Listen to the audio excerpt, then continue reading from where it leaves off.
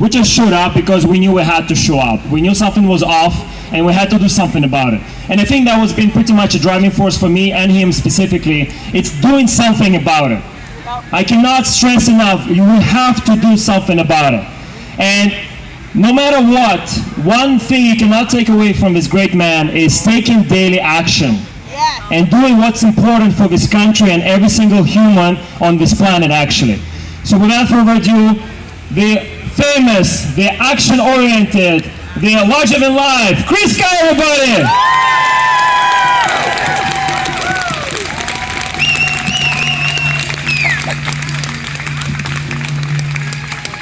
Hello, guys! This is my first time ever on Vancouver Island.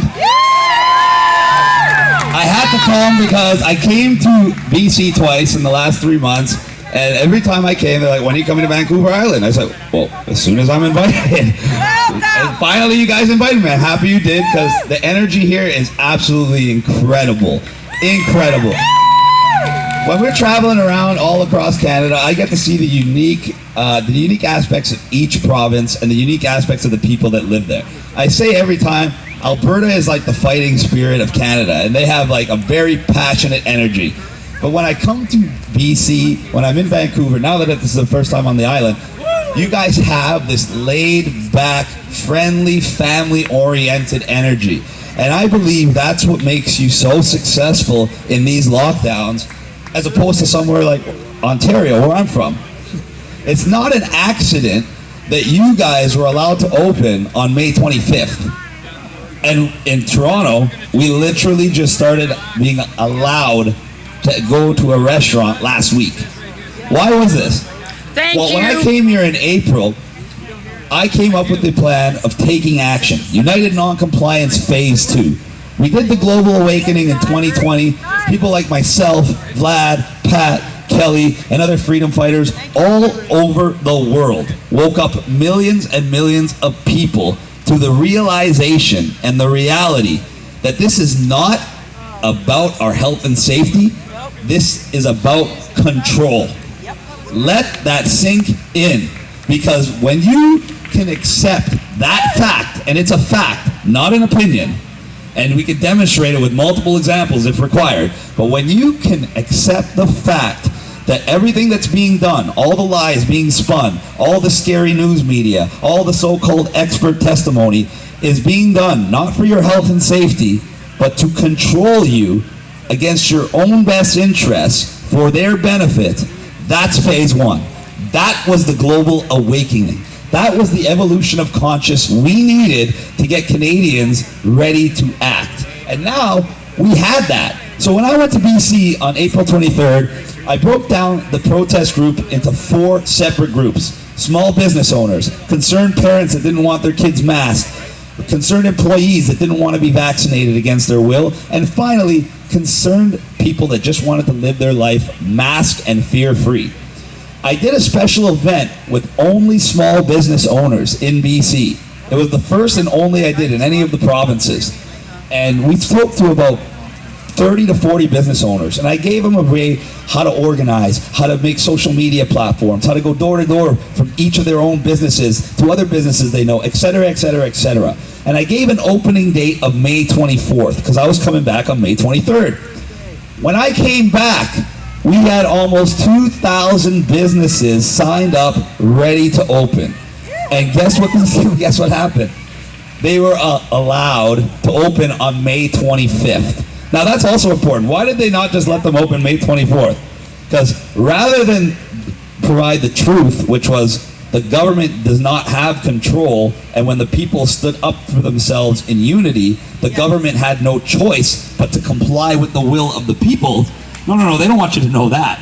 So that's why they tell you, okay, you'll be allowed to open on the 25th. Because they don't want to make it look like they don't have control. They want to make it look like they gave you permission.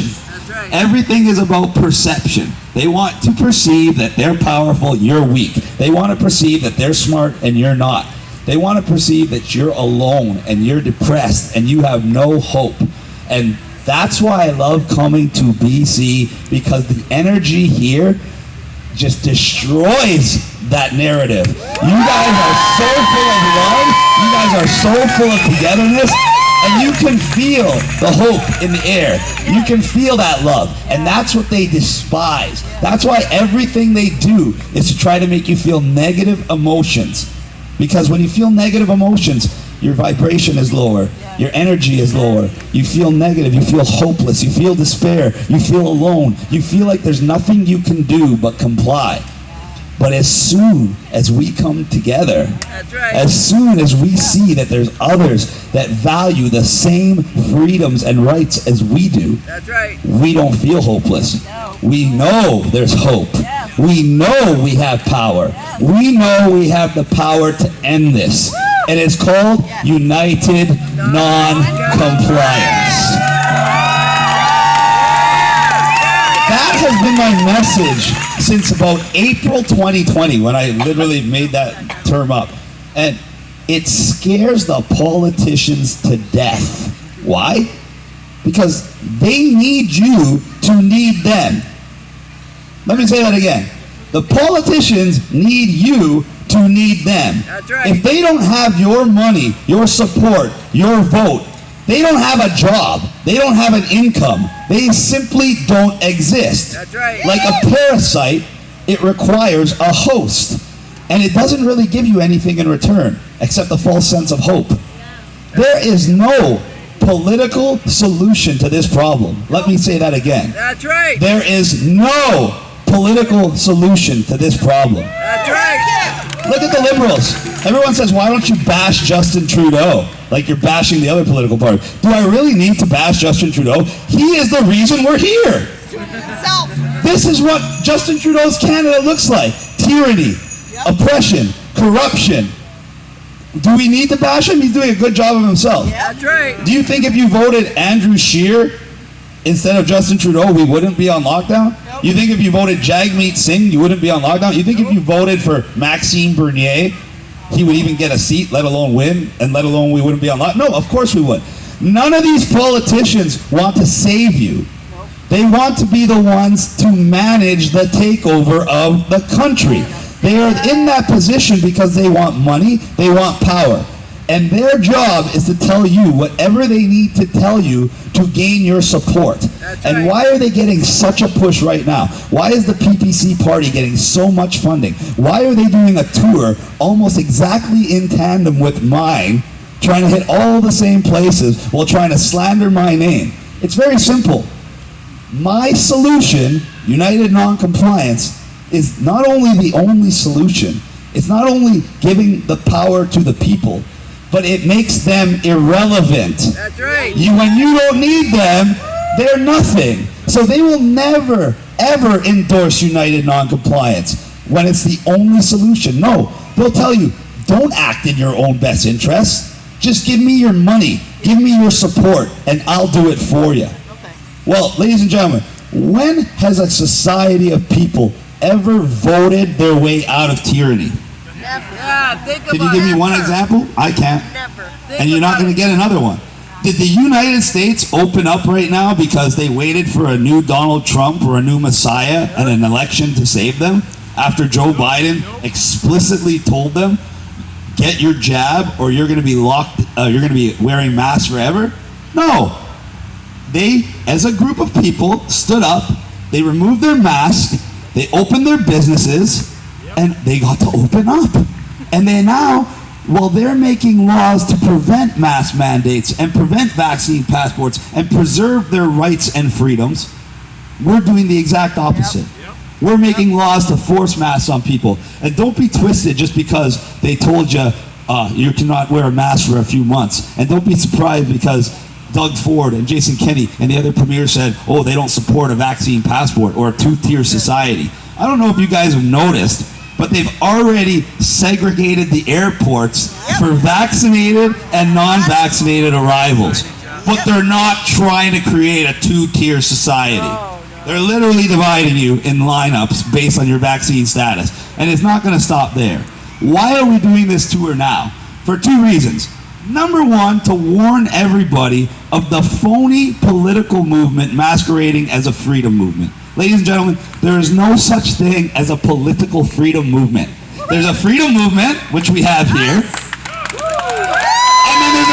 political campaign, which they are running on the coattails of the freedom movement. And why are they doing that? Because they see legitimate concern. And that's what politicians do. They play on your emotions. They find something you care about and they exploit it to gain your money, your support, and your power. That's what they really want, your power. Every single one of you has power. And when we put that power together, it's an unstoppable force of nature. And that's what they fear. They want you back under heel. And when you have a group of Canadians that are ready to take action, what's the best way to nullify that? Make them apathetic. Make them sit back on their couch. Very simple. You provide them a false political option. You give them a political idol that says, don't worry, I gotcha. You don't have to do anything. You don't have to act in your own best interest. In fact, don't act in your own best interest. Sit on the couch, vote for me, wait for the election, and I promise you I'll fix this. Yeah, sure. That's the same line every politician ever of all time gives you. They make you every promise that they're going to fix everything. And what happens when you elect them? They go along with the program. Yeah, It's very right. simple. What's the largest demographic of Canadians? The non-voter. You guys know that? There's more non-voters than there are Canadians that vote for all the political parties combined. And why is that? Is it because we're just not politically inclined? Nope. No, it's because the vast majority of Canadians look at the candidates and they see No. 4 or 5 different types of crap. Yep. And then they're Yep. told at an election, Yep. you have to choose one of these pieces of crap and Yep. eat it. Yep. Yep. And you're going to be eating it for the next 4 years. Yep. Hell no. And the average Canadian is like, well, I gotta eat, so I might as well choose one of them. And they start analyzing which piece of crap looks the least revolting. Yep. And then they'll come and tell you, well, that one's really smelly, and that one's kind of hard, so I think I'll take this one. And then when they're disgusted with their choice, you ask them, why would you choose that? And they say, well, it was the best of the options. Really? Why wouldn't you just say, no, I don't want to eat crap? Yeah. And that's why a lot of Canadians don't vote, because a lot of Canadians will not be swayed by propaganda. And those are the Canadians we need in this fight. Those are the Canadians that aren't going to listen to the politicians that are giving them false hope. Those are the Canadians that watch the news, they trusted their government somewhat, and now they realize the game is up. The carrot was the vaccine. That's what kept the vast majority of people compliant. The promise that when they comply, wear their masks, take their double jab, life will get back to normal. And they gave you this little bit of normal for now. And what's going to happen in the fall? This is why I'm doing the tour.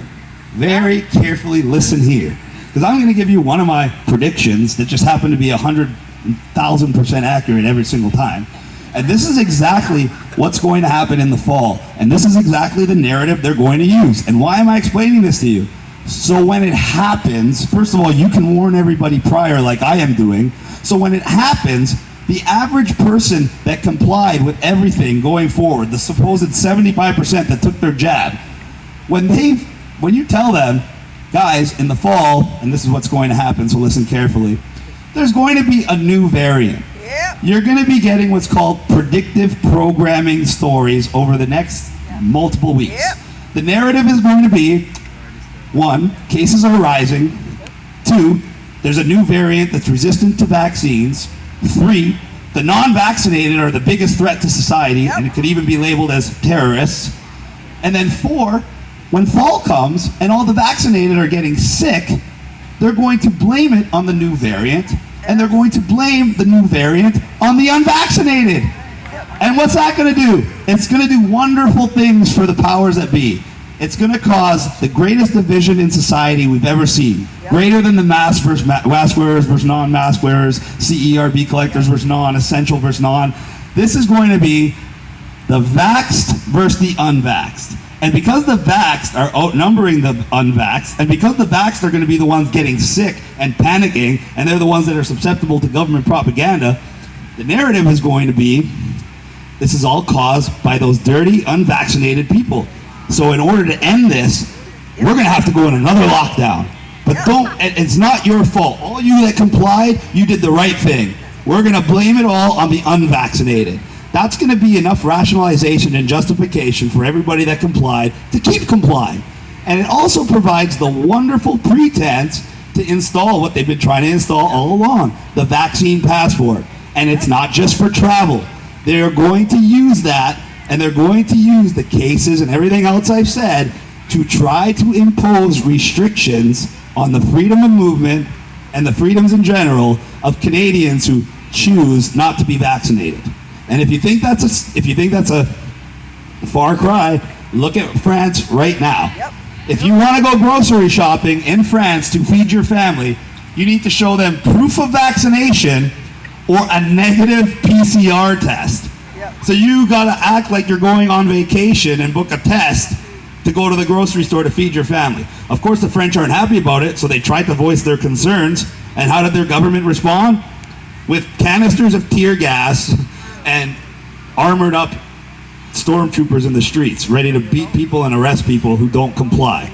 So that's why it's important that we're talking about this, because this is the time where the vast majority of Canadians are enjoying their summer.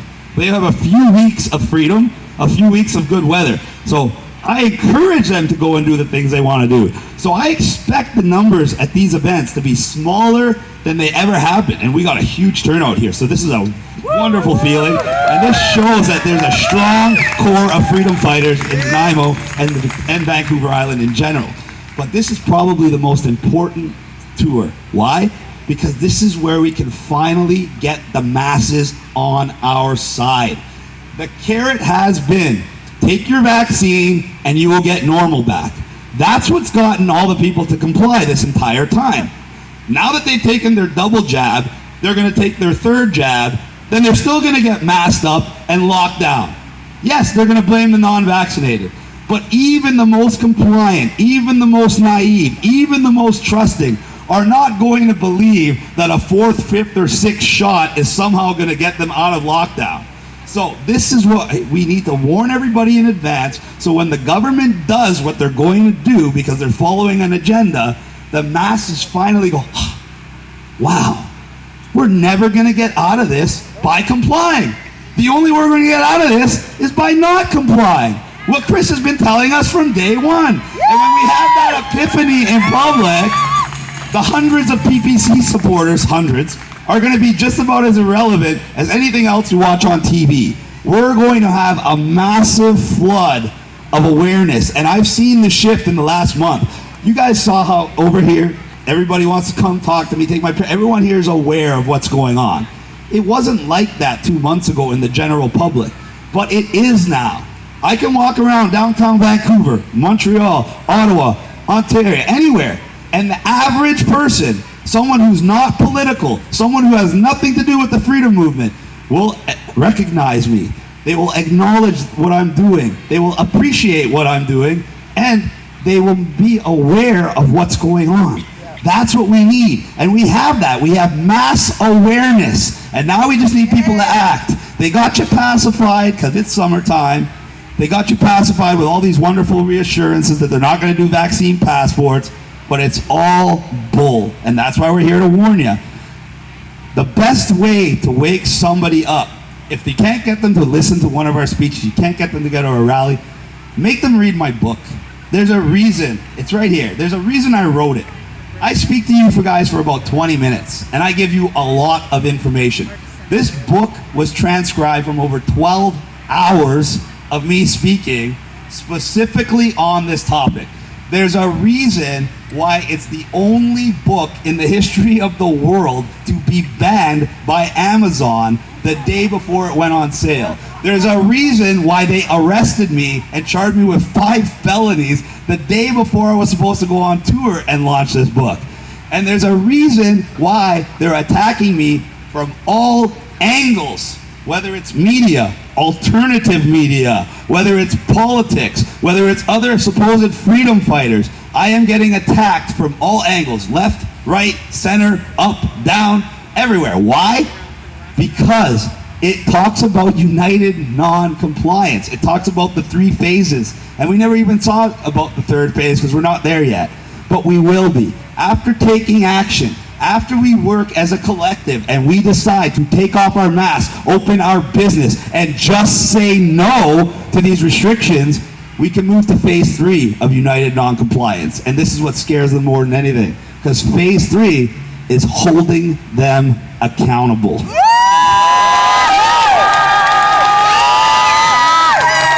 That's why they're attacking me.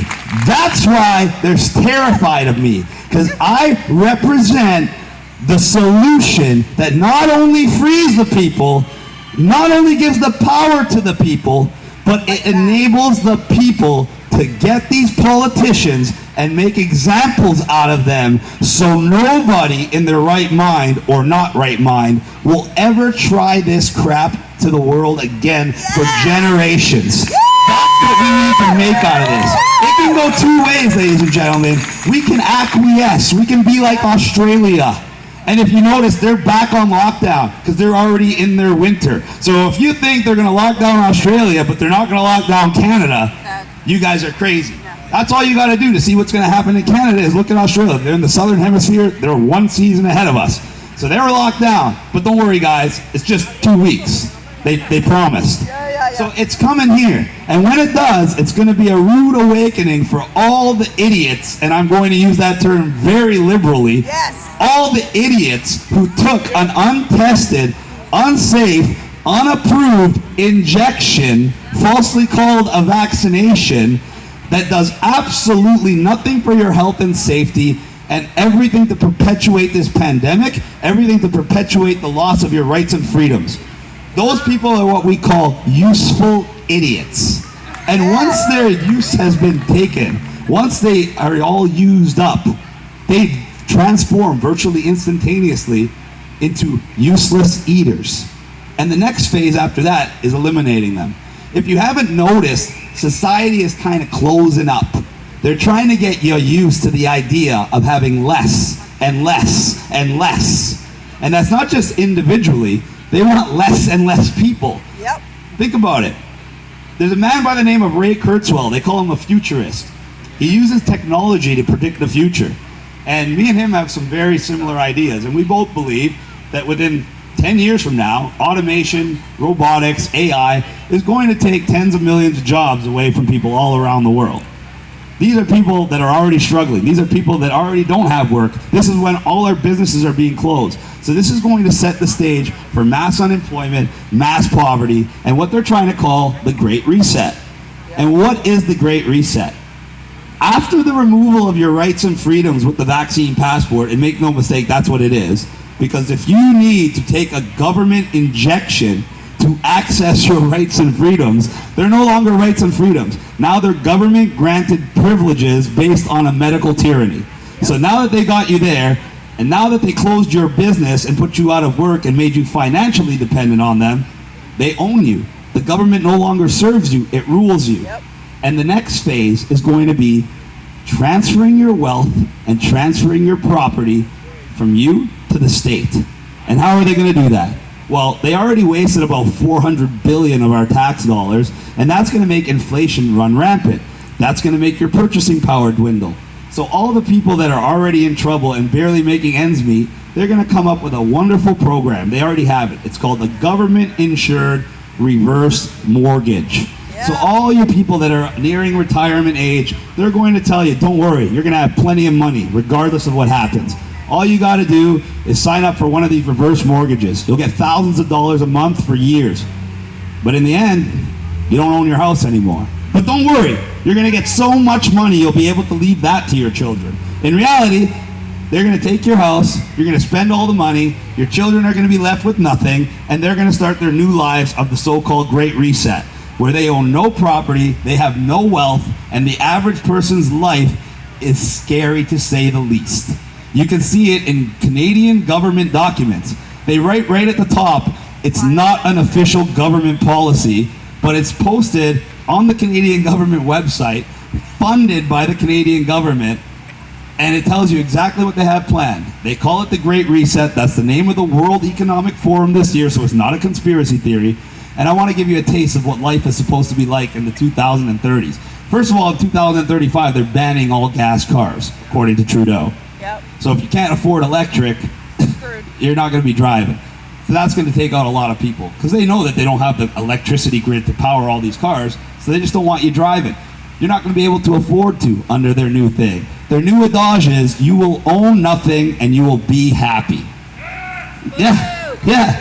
You get that? They're going to take all your wealth, they're going to take all your property, they're going to put you in a perpetual cycle of servitude, but don't worry guys, you'll be happy. This is a life in 2035 in Canada if we don't stand up and they get their way. You'll wake up in your 150 square foot condo. You may or may not have your own bathroom depending on your social status. 80% of you will be working from your complex. We can't even call it a home because you're going to be built in a giant building complex where you don't just live. Your gym's there, your hairdresser's there, your grocery store's there, your clothing store's there, your Starbucks is there. Virtually everything you need will be right in your building, so you never have to leave. It's like a giant, wonderful prison. And if you're one of those lucky people that's fortunate enough to have a job where you can leave, you're not going to go to your underground parking and jump into your BMW convertible like it's 2018. No. You're going to go outside. You're going to walk up to that row of e-bikes that's owned by the state. Yep. You'll scan the barcode on your wrist, which will bring up your digital wallet, which will include your vaccine status. It'll include your social credit score, because if you've been hanging around with someone like me, they might take away your privileges of travel to work or even access your bank account. And then finally, you'll see how many government-issued digital currency credits you have. And you may have enough to rent that e-bike for the 15 minutes it's going to take you to get downtown to your job. So you'll take the e-bike, you'll go to work, then you finish and you'll realize, oh no, it's not even payday. So you'll only have enough money to either get the bike and drive home or pick up some takeout and walk home. And that's how they want you to live, in a perpetual cycle of servitude where you cannot advance financially, successfully, and your family will be in the same state as you. This puts them in a perpetual state of rulership and you in a perpetual state of servitude. And that's exactly why they're doing this. Everybody says, why? Why would the government do this? What does the government always want? More power, more control, more money. Am I wrong? No. So do you have to ask why they would do this? If you were in their position, you might not do it because you have morals. But these people that are attracted to politics don't have the same morals as you. That's why they're in politics. Yep. You got it?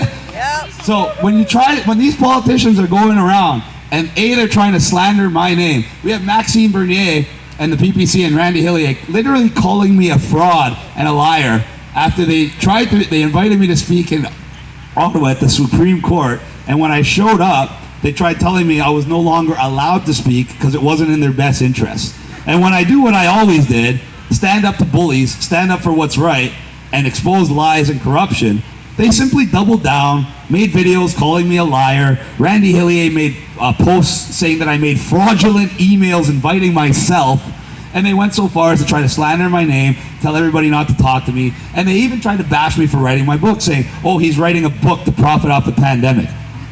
I wrote a book that's supposed to inspire and educate and provide people knowledge to help end the pandemic. Maxime Bernier and the PPC are making money off the sale of PPC face masks. There's a website called Redbubble, and you can buy PPC face masks on it. They'll tell you it's not affiliated with the PPC.